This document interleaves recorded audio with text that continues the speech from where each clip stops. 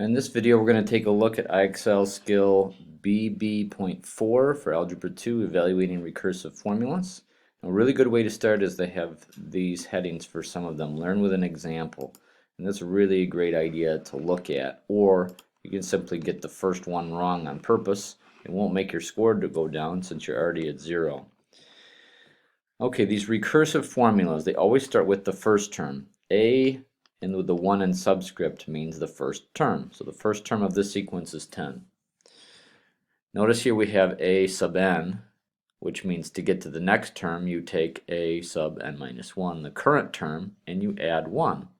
So if I want to get to the second term, I'll take the first term 10 and I'll add 1, that's 11. To get to the term after that, take the 11, add 1, that's 12.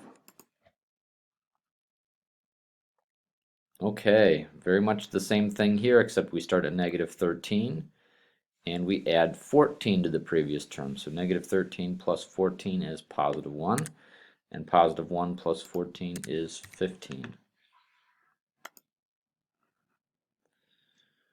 Alright, so we are starting at 1 and we are multiplying by 6, but if I put a 6 here I'm going to get it wrong because they want not the second term but the third term. So the second term is 6. Multiply that times 6 again, you get 36. Okay, one more time we have that same thing. If we plug in the 11, 11 minus 2 is 9. That's the second term. We'll want the third term. Put it back in. 9 minus 2 is 7.